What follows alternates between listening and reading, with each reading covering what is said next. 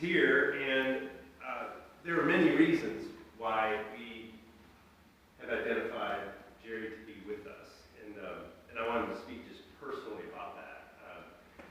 The first reason, in light of the fact that today is really focused on aspirants, those discerning holy orders, the first reason we want to amplify Jerry's voice is because he fearlessly pursues the truth.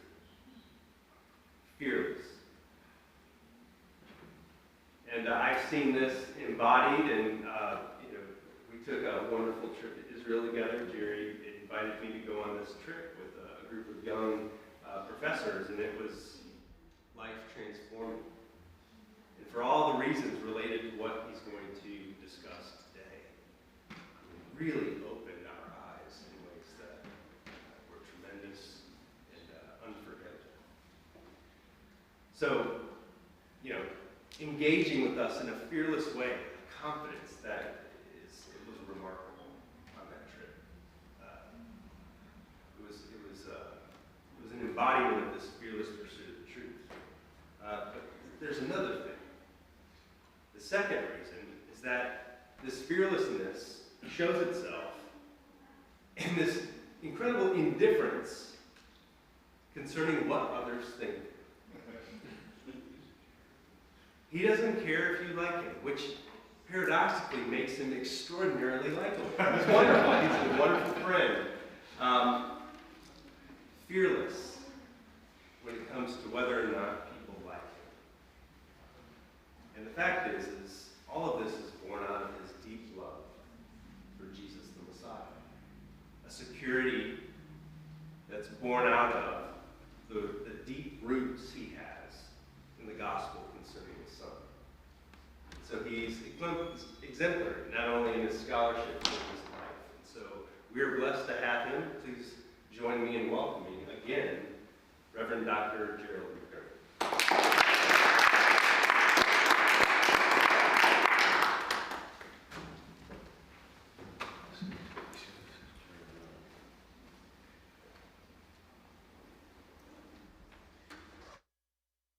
Too generous, and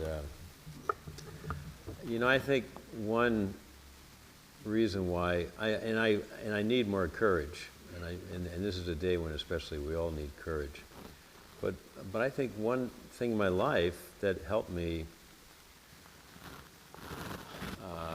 try to not retreat was my stuttering growing up. Stuttering. Did you all see the movie The King's Speech? Yes. By the way, a little self-promotion here. My book, 12 Famous Stutterers from Moses to Marilyn Monroe. One of them is King George VI, so the guy in the movie. And I tell you what's true in the movie and what's not true in the movie. So you got to read the book to find out. But when you have a severe stutter as a boy, you learn, number one, kids are cruel. You learn, as C.S. Lewis said, the Christian doctrine that has the most empirical basis, which is original sin. But you also learn that the world does not end when you're disliked and shunned and rejected. The world still goes on, and your world still goes on. And so I think that helped me a little bit. But anyway, talk about more pleasant things. Jesus the Jew, the title of my talk is Jesus the Jew I Never Saw. Once upon a time, I was a supersessionist. Actually, now, let's define the term. Supersessionist comes from supersede, which is somewhat synonymous with replace. So the basic idea in supersessionism is that the Gentile church supersedes, replaces Jewish Israel in God's affections. Not only the people, but also the land. And I'll get into both of these. So that's supersessionism. That's been the mainstream Christian view of Jewish Israel since Constantine in the 4th century, until fairly recently. It started to break up in the 16th century with the Pietists on the continent and the Puritans in England. They broke away from Calvin in his supersessionism, even though the Puritans were Calvinists. They rejected Calvin's supersessionism. And the main idea in supersessionism, which I'll go into in a minute, is that in 30 AD, or 33, depending on when you date the resurrection, God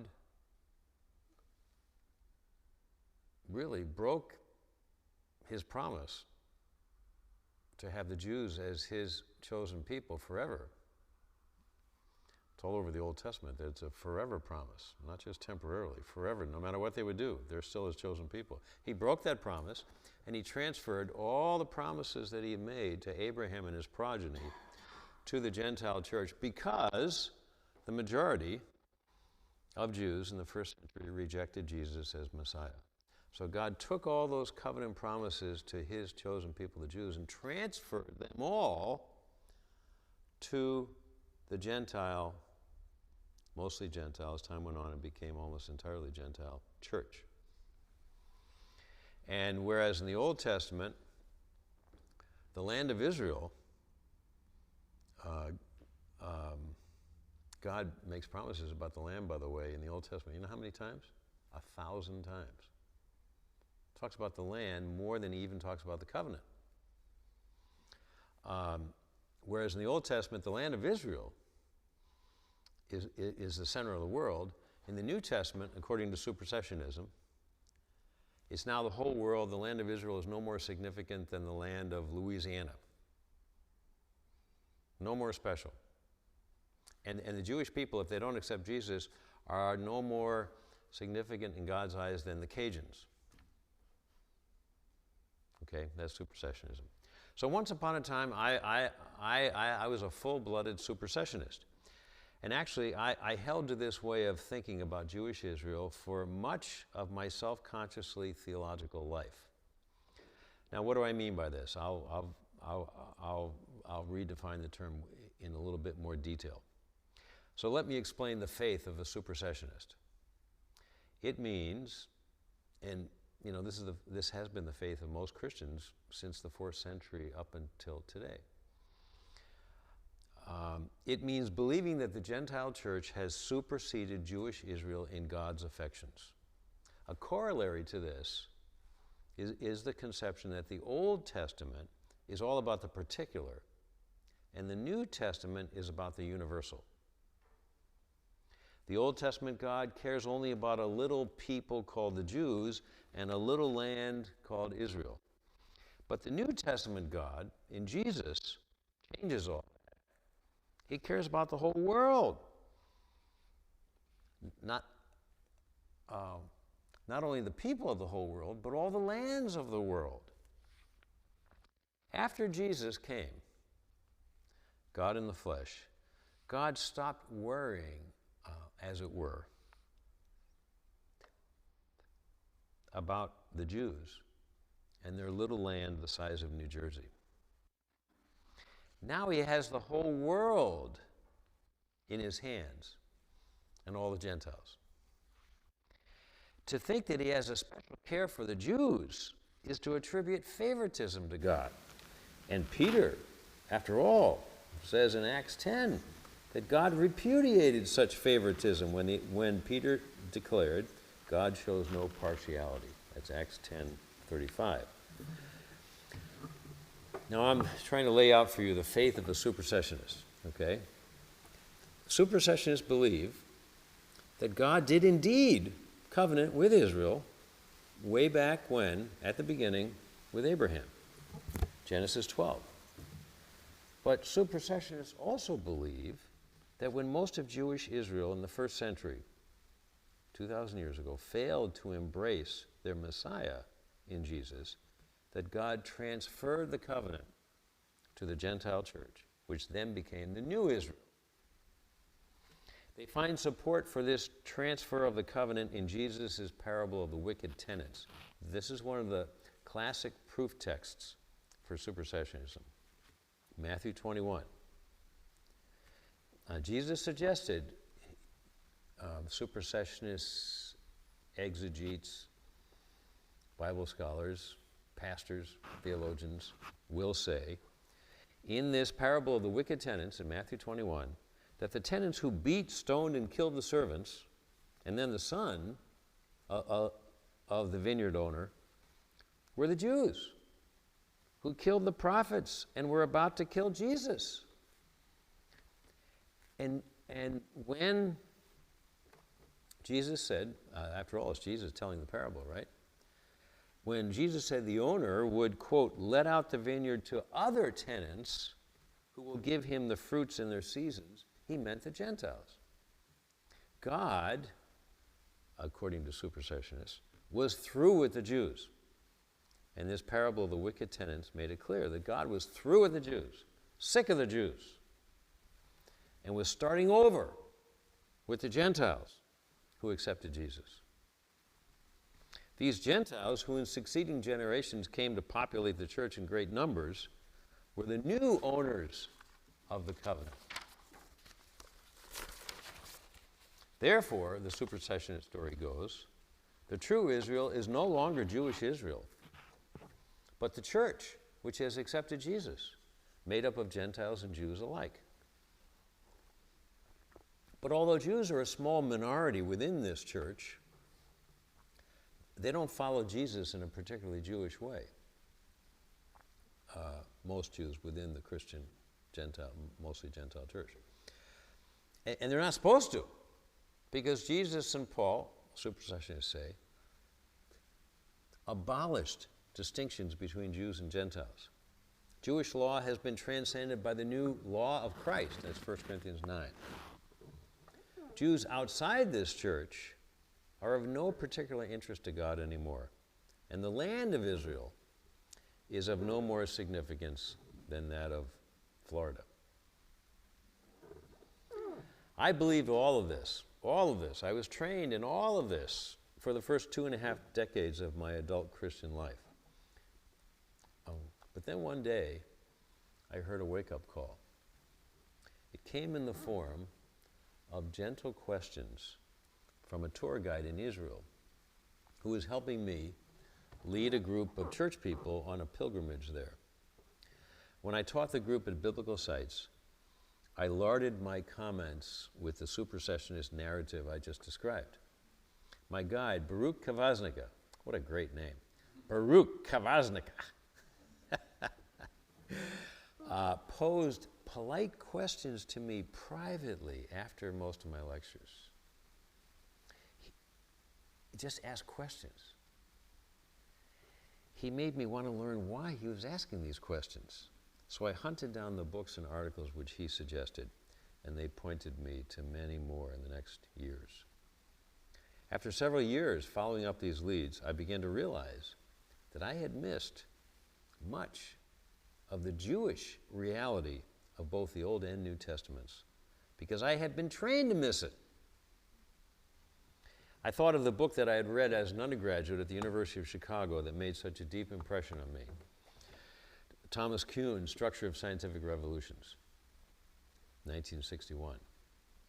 Kuhn showed that established scientists, the mainstream scientists,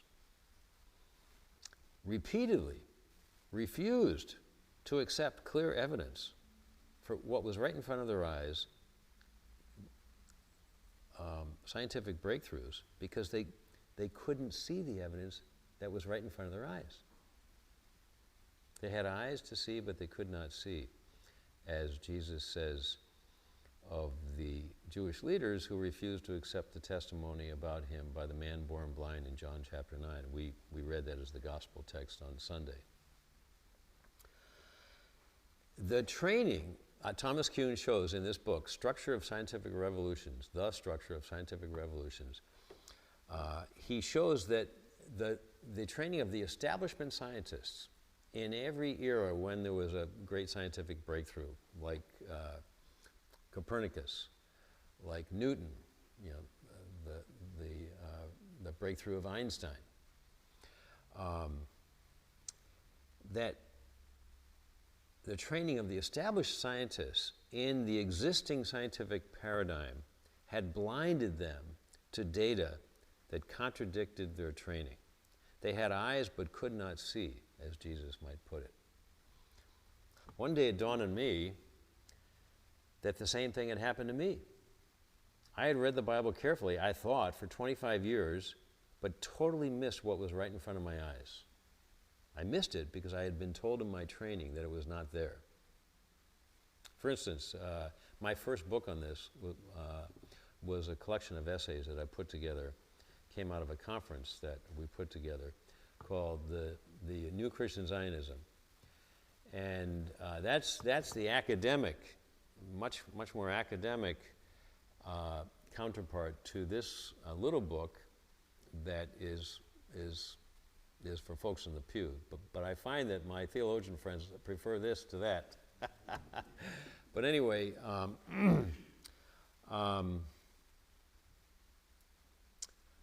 you'll see from that book, if you get that book, the one that Aaron held up, well, and you'll see from this too, that the evidence for Christian Zionism is all over the New Testament.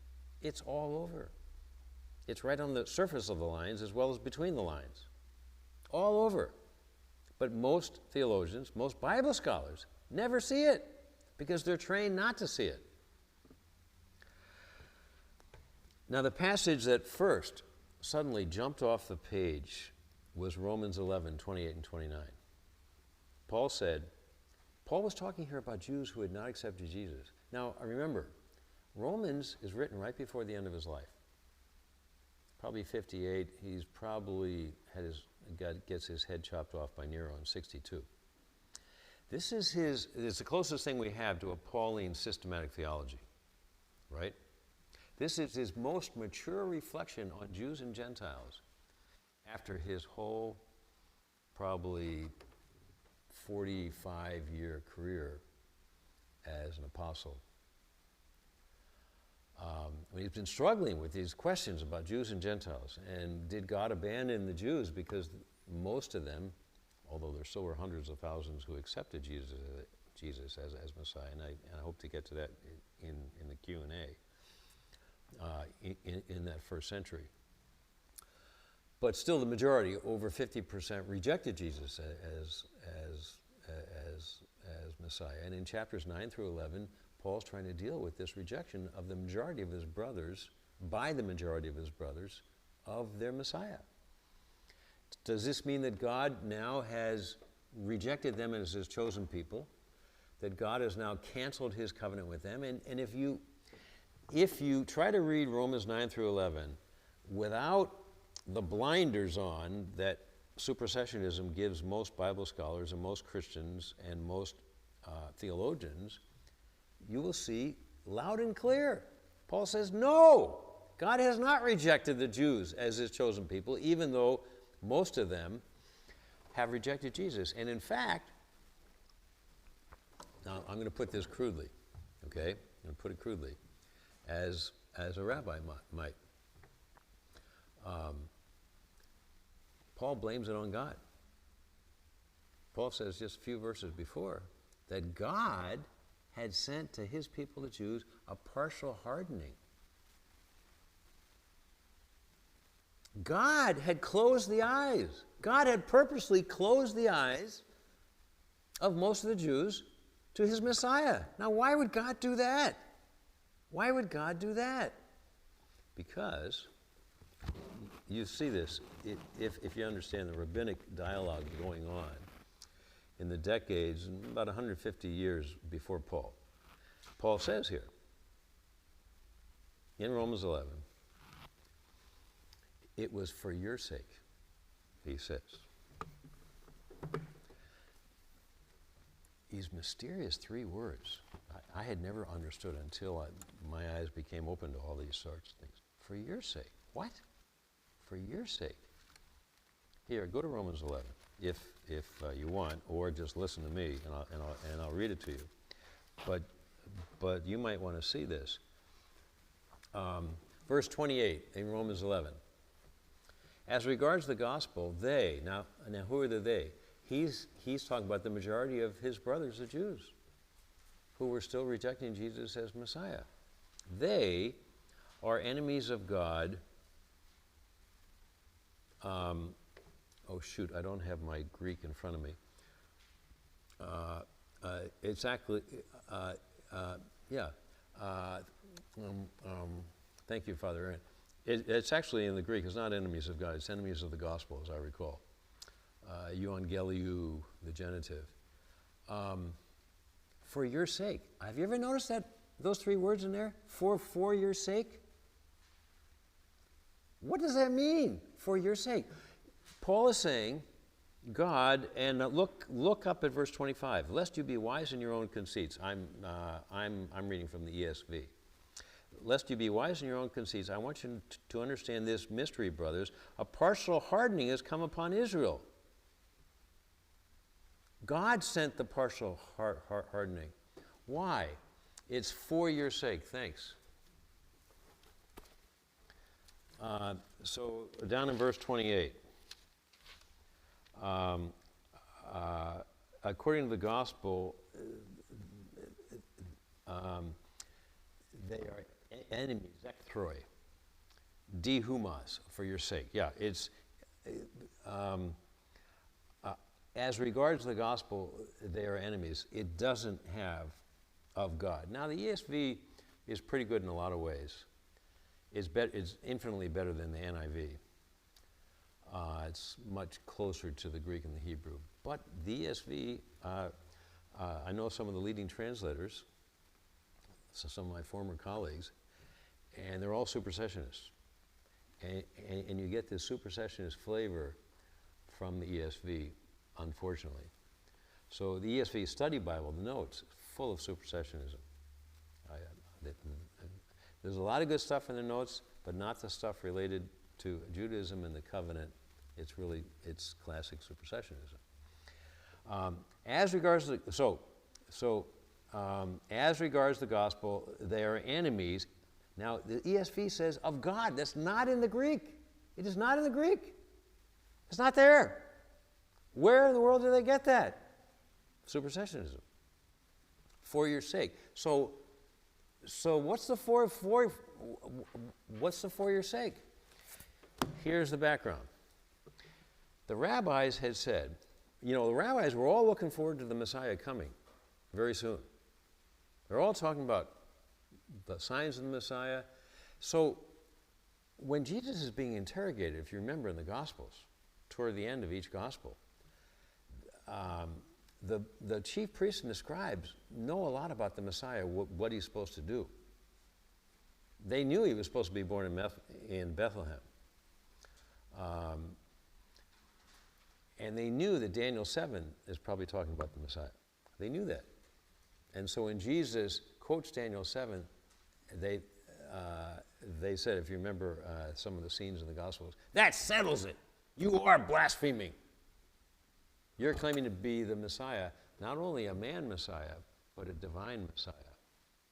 In Daniel 7, it's very clear. One like the Son of Man is going to have divine powers. Not the same thing as God, Yehovah, the Tetragrammaton, but somehow associated with God, the Tetragrammaton, sharing his celestial cosmic powers. And the rabbis also said that when the Messiah comes, all Israel, that phrase, all Israel, is throughout the Old Testament and also in Paul, all Israel, will accept the Messiah, and then the world will come to an end. What Paul is saying here, Paul believes what those messiahs were teaching, what those rabbis were teaching. In the oral tradition, what was later written down in 200 AD and became the Mishnah, which becomes the center and the basis of the latter Talmud, which is a commentary on the Mishnah, the oral tradition, which Jesus and Paul were both raised in, the oral tradition. And so Paul believed this. The end of the world would come when all Israel accepts the Messiah. And so what God does, what Paul's suggesting here in verse 25 about the partial hardening that has come upon from God, God is purposely closing the eyes of most Jews, preventing them from seeing the Messiah for your sake. Who's the you? It's the Gentiles in Rome, and of course all the Gentiles, for the sake of Gentiles. Here's what he means. To open up space and time for billions of Gentiles to come in to become associate members of the Commonwealth of Israel. That's Ephesians 2. And be joined as Gentiles to the family of Israel as adopted sons, as he says in Galatians and also in Romans. As many, many Gentiles, ever since Abraham was called, had joined themselves to the people of Israel and had either converted or simply became sojourners who lived in Israel, didn't convert to full Judaism, but got almost all the benefits. That's what he means by for your sake. For the sake of us Gentiles, to come in and become part of the family of Abraham. And what we would say, be saved. And what they would say is have a share in the world to come. That's the Jewish way of talking about eternal life. So,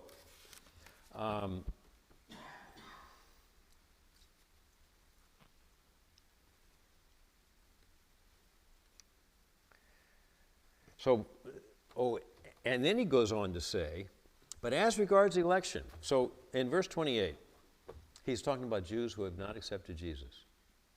He's been thinking about this, been stewing over this, been agonizing over this. His agony is very clear in Romans 9. He's been agonizing over this for decades.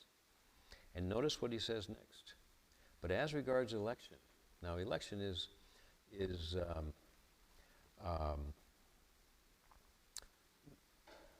chosenness.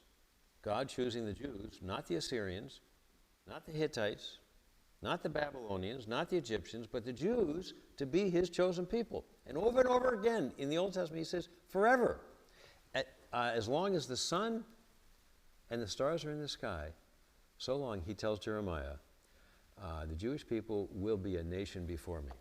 Now, I went running this morning, and the sun was coming up when I started running, and then while I was running, the sun came most of the way up, and I noticed the sun's out there. It's still in the sky. And last night, I can't remember if I saw any stars. I don't think I did, but I bet you there were stars in the sky last night. I mean, I'm pretty confident about that. And if the Word of God is true, and I believe it is, then God's covenant promises for the Jews to be his people forever still hold. So, as regards election, they are beloved for the sake of their forefathers. Now, as a supersessionist, I always thought what Paul meant here was the past tense, not the present tense. They were beloved. As regards election, they were beloved for the sake of their forefathers, but since they rejected Jesus, they're no longer beloved to God. But when I had this, about 25 years ago, when I had this wake-up call, all of a sudden I saw that the present tense there, are. They are beloved. The Jews are still, Abraham Schechter, who lives down the street here in Lafayette, now I'm just making up a name, even if he's not a Messianic Jew, he's still beloved to God because he's in the family of Abraham. He's still beloved to God. And that's what Paul is saying here. They are beloved for the sake of their forefathers, for the gifts and the calling of God are irrevocable, cannot be revoked. Now, gifts, what does that mean? The number one gift for Jews in the first century, when when they talked about the gifts of God, and lots and lots of discussion among the rabbis about the gifts of God to us as a people. The number one gift. You know what the number one gift was that they talked about in the first century? Mark, did you say? It sounds like it, but actually no. The number one thing they meant by gift to the Jews, that God had given the Jews, the number one thing, the land. The land. For the gifts and the calling of God means God calling the Jews to be his chosen people forever. So, are irrevocable, cannot be revoked.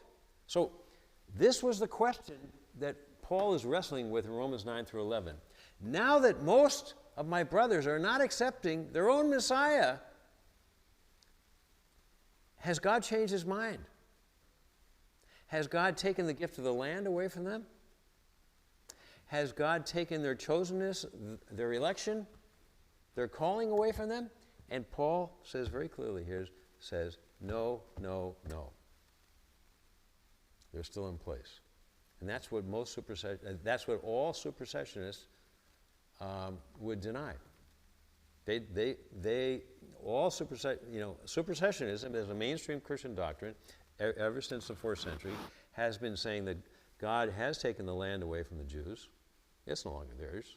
You know, the UN is right to try to internationalize, or was right in 1948, and then to internationalize the city of Jerusalem and take it away from those Jews. Who do they think they are? It's an international city. It's not just a Jewish city, and we're going to run it. And God has taken away the chosenness from the Jewish people. What colossal world historical arrogance to think that God has chosen my people instead of all these other peoples. That's what most Christians have believed for most of the last 1,700 years. But Paul, very clearly, he says, God, the gifts of God are irrevocable, cannot be revoked. The land is still the land. And the Jews, in God's mysterious providence, are still his chosen people. Are still his chosen people. So, something else about the calling of God for the Jews was that they would be a light to the nations. Now, Isaiah talks about that in chapter 42 and 49. And a blessing to all the families of the earth. God told that to Abraham, the father of the Jewish people. You and your progeny, your sons, will be a blessing to every family on earth. And he tells Zechariah that the Jewish people will be the apple of his eye in Zechariah 2, in a way that no other people was and would never, and never would be. So this covenant was still in place even if the majority of Jewish Israel was still failing to recognize its Messiah. It's significant that Paul was writing this toward the end of his career in the epistle that was his most mature reflection on the meaning of Jewish Israel. Later I came to see that the church is never called the New Israel in the New Testament. The word Israel is used 77 times in the New Testament. In every instance, it refers to the Jewish people or the Jewish polity in the land or the land itself. All 77 times. But what about Galatians 6:16? I'll read Galatians 6:16. This is the text that N.T. Wright, and most of you supersessionists, and N.T. Wright is a classic supersessionist, even though he denies it by redefining the term. All supersessionists will point to Galatians 6:16. Jerry, all you Messianics and you Christian Zionists, don't you realize in Galatians 6:16, Paul is clearly saying the church is the new Israel? Well, let's look at Galatians 6:16. And as for all who walk by this rule, peace and mercy be upon them and upon the Israel of God. Aha! The Israel of God. Paul's talking about the mixed Gentile-Jewish church here. So here he calls this mixed Gentile-Jewish church the Israel of God, which means, in another phrase, the new Israel.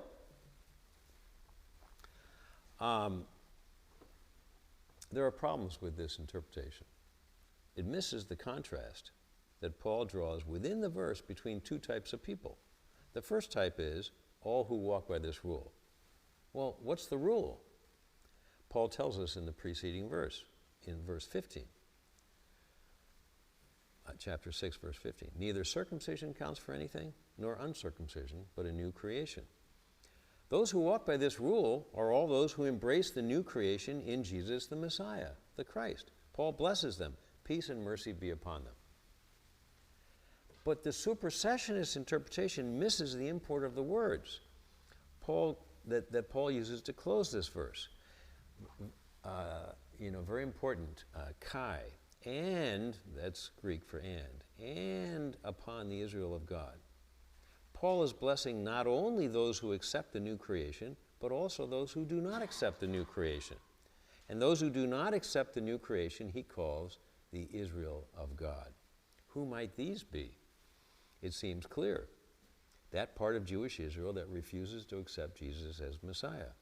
They don't believe that the new creation has come in Jesus. It's still the majority of Paul's Jewish brethren, the same ones whom Paul says years later in Romans are still beloved of God. Now there's another possible interpretation that Paul uses of Galatians 6:16. That Paul here is using a traditional Jewish blessing for the purpose of blessing both the church and also Israel outside the church. That is, Galatians 6:16 may be a shortened form of the end of the Amidah. That's the Jewish prayer which Jews still pray 3 times a day. Rabbis often shorten the Amidah, and they often shorten it back then in a manner similar to the way Paul does in this verse. The longer form of the ending of the Amidah goes like this. Grant peace. Now, I'm going to put emphasis on certain words. Grant peace, goodness and blessing, grace and kindness, and mercy upon us and upon all Israel, your people. I put emphasis, special emphasis, upon the words in the Amidah closing blessing, which I just read to you, that are repeated almost verbatim in Paul's blessing at the end of Galatians 6:16. If Paul is indeed using a shortened form of the Amidah blessing, which rabbis commonly did, which seems likely, it's all the more clear that the Israel of God at the end of verse 16 refers to the same people the Amidah calls Israel, your people, the Jews. Thus, by both of these readings, one using the literary context and the other considering the Amidah, Galatians 6:16 refers not to a mixed Jewish-Gentile church called Israel, but to Jewish Israel. Now, about this same time, more than 20 years ago, a familiar passage in the Sermon on the Mount took on new clarity. Jesus, in chapter 5, verse 17, was admonishing his disciples not to, quote, think that I have come to abolish the law or the prophets, close quote.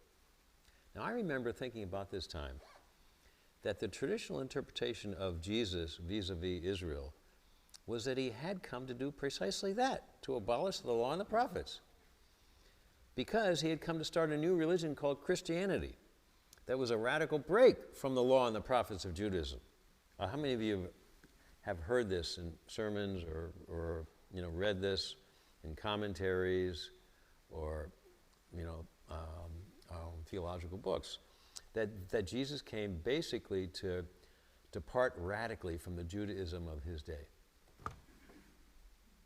And the Christianity is a radical departure from the Judaism of his day.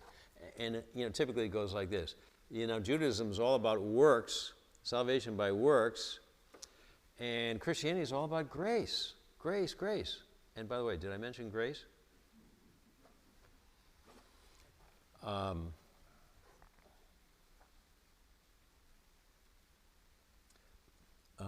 But Jesus insisted, I have not come to abolish them, but to fulfill them. He went on to say that until heaven and earth pass away, not an iota, that's the smallest letter in the Greek alphabet, and Jesus was probably trilingual, Hebrew, Greek, and Aramaic. And by the way, his first language was probably not Aramaic, but Hebrew. And guess who were the first scholars to say that Jesus' first language was Aramaic, and the apostles' first language was Aramaic? The Germans. In the 19th century, in the heyday, in the beginning of what was called scientific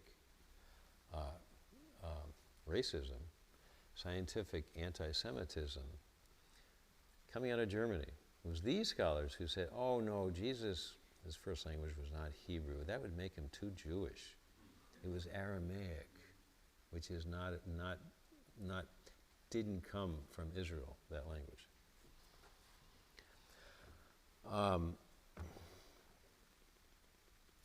So not an iota, the smallest letter of the Greek alphabet, nor a horn, that's kurion, that's the Greek word, a horn, that's the smallest stroke of the pen in Hebrew.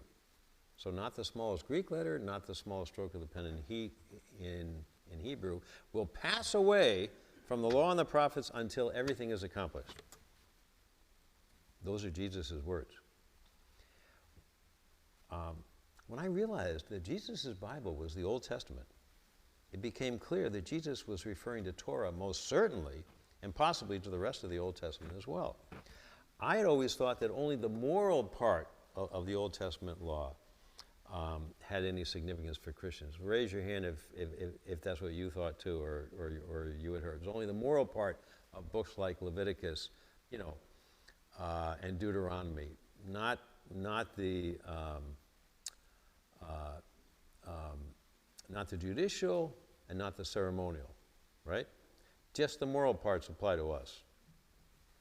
But now it seemed that Jesus was speaking of every part of the Torah, every horn, smallest stroke of the pen in Hebrew. I've come to fulfill even that. And not just his moral commandments. Now, I wasn't sure how those other parts could apply to the Christian life, but it now seemed clear that Jesus was far more closely connected to the Judaism of his day than I had previously imagined. Now before this wake-up call, I had taken Jesus' vitriolic denunciations of the Pharisees in Matthew 23 as a sign, as proof of Jesus' break with Judaism. But then I began to read more widely, and I began to see that a rising number of scholars were distinguishing between different schools or among different schools of Pharisees. Not all Pharisees were alike. Some, like Joseph of Arimathea, were attracted to Jesus and sought to protect him. You see that in Luke 13. While others supported the corrupt temple leadership. Long after he had started following Jesus, long after the Damascus Road conversion, Paul said, not I was a Pharisee, but I am a Pharisee. That's Acts 23:6. I am a Pharisee. He did not distance himself from Pharisaic beliefs. I was shocked to see that Jesus didn't either. At the beginning of his diatribe against the Pharisees in Matthew 23, Jesus he just absolutely startled me when I first saw this in Capernaum. He used not one but two verbs to urge his followers to follow Pharisaic teachings.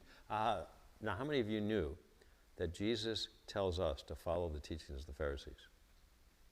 Oh, a bunch of you. Well, this is a very literate congregation and gathering here. As we all know, he warned them not to do what they do, for they preach but they don't practice. I mean, we all know that, right? We were taught that in Sunday school. But just before this, he exhorted them to poiesata, practice, and tereta, protect, whatever they tell you. That just blew me away. I had never seen that. Practice what the Pharisees teach and protect the Pharisaic teachings. I had never noticed that. That just blew me away. I was standing on the remains of the 3rd century synagogue at Capernaum, right near the beautiful shore of the Sea of Galilee, when Baruch Kavaznika, great name, first showed this to me. I couldn't believe my eyes. Or more truthfully, I wondered how I could have been so dumb to miss this for decades. After this discovery, the wicked tenants parable looked very different in Matthew 21. I began to see that the messengers whom the wicked tenants beat and killed were Jewish prophets. And the new tenants who would replace the wicked tenants were not Gentiles, but the Jewish apostles whom Jesus was raising up to reconstitute the 12 tribes of Israel. He makes that very clear in Matthew 19. So God, I started to realize, was not done with Jewish Israel. Even though most of them had not come on board the new Messianic project, God's covenant with them was still in place. He still loves them in a special way. God's hand is still on the Jewish people. And we Gentile Christians would do well to realize that and stop claiming that we are the new Israel for a God who has rejected non-Messianic Israel. Now there's one last piece of this that I want to mention. God's original covenant with Abraham contained 2 promises. He would give Abraham 2 gifts, sons and a land. The promise of these 2 gifts, progeny and a land, is repeated hundreds of times in the Hebrew Bible. In fact, the promise of the land is repeated explicitly or implicitly 1,000 times in these scriptures. And I counted them. And the data is in that book at the back, and it's also in this book at the back. 1,000 times. The gift of the land also shows up in the New Testament despite claims to the contrary by countless Christian scholars. I remember being trained as at the divinity school at the University of Chicago, and being told by other evangelical Bible scholars, New Testament scholars, that you will never find mention of the gift of the land in the New Testament. Whoa! Well, listen to what I'll show you here.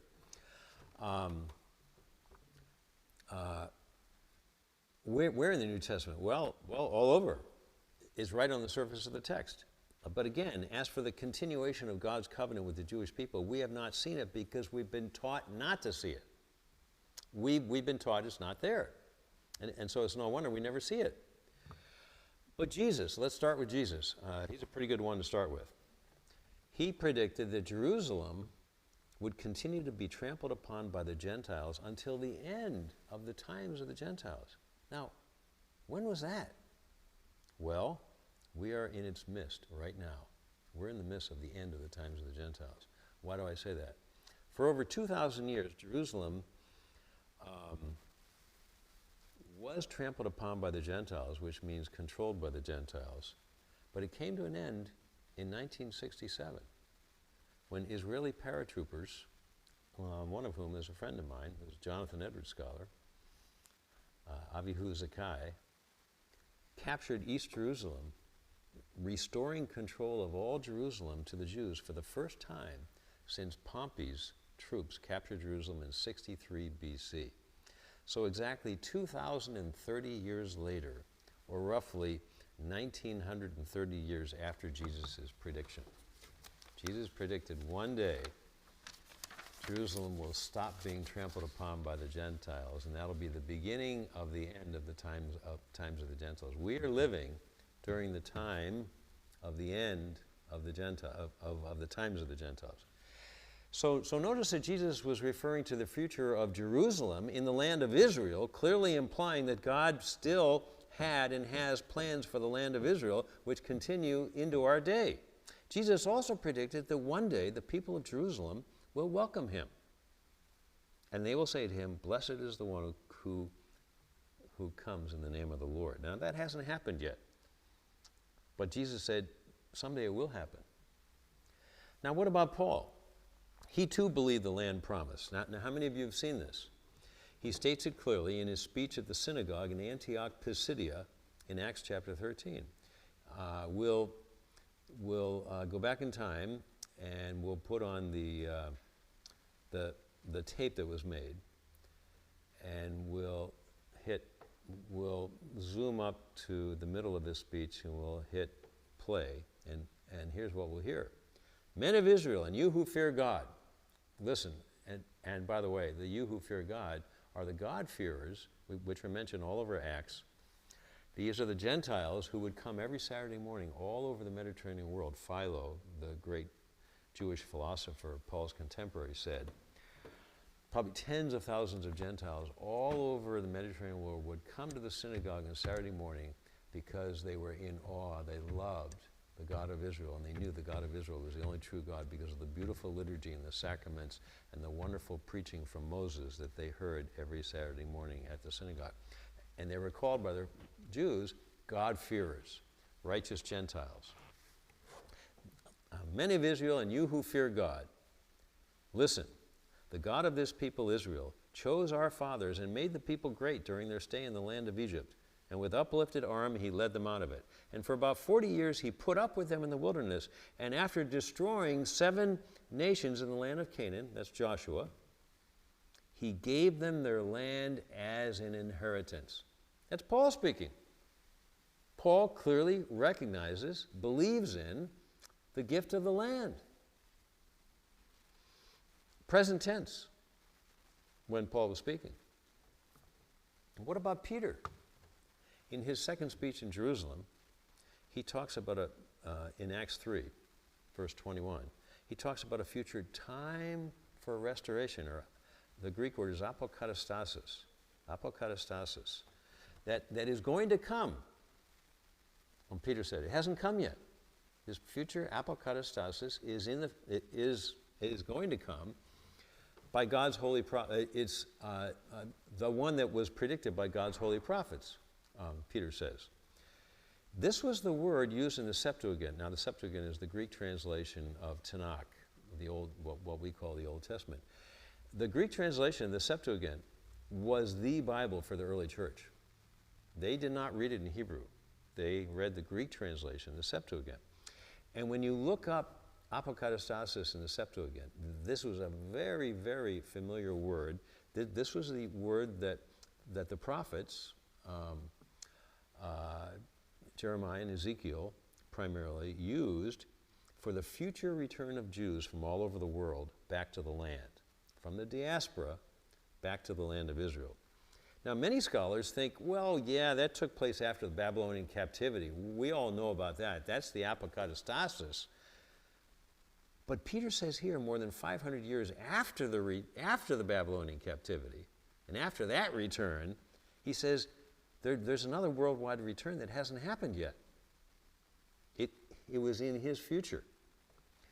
But when? When would this be? When did Jews return to the land from all over the world? The answer is, there was no return of the Jews from all over the world after Peter said that in the next century. Not in the next century after that. Not for 19 centuries after Peter made that prediction did it start to happen in what we call now the 19th and early part of the 20th century. There was a massive worldwide return of Jews back to the land. This seems to be the apokatastasis that Peter was referring to. And by the way, when Jeremiah and Ezekiel used this word, apokatastasis, for a future return, they both said the Jews would return before they would experience full spiritual return or conversion. So we don't need to worry that not all Israeli Jews are religious. In fact, only a minority of them are religious. We don't need to worry about that. Or that still only a tiny percentage have seen the beauty of Jesus as Messiah. That's going to come, the Bible says, after they've returned to the land. Now, the Bible has already seen his prophecy of worldwide return fulfilled. Now it remains for what Paul prophesied is still in the future in Romans 11, when all Israel will be saved. This is the next step in the long, gradual series of steps of fulfillment of the biblical prophecies about the future of the Jewish people and the future of the land of Israel in both the Old Testament and the New Testament. So friends, brothers and sisters, if you have not had the conversion of mind, which has come upon me in the last 25 years, please let the Spirit and the Word of God open your mind and your heart to this beautiful dimension of the gospel and Jesus and the early church and the land of Israel. God chose the Jews as his chosen people. He chose to incarnate himself in a Jewish man. And he's at the right hand of the Father now, and he's still a Jew, a Jewish man at the right hand of the Father. Now, he's the God-man, but in his manhood, he's still a Jew. And the marks on his body marking him as a Jew are still there. And all the early apostles were Jews. And arguably, every writer of the New Testament, including Luke, arguably, was a Jew. God continues to work on this planet through the Jewish people and the land of Israel. And as the modern prophet, Yogi Berra, famously said, it ain't over till it's over. Thank you.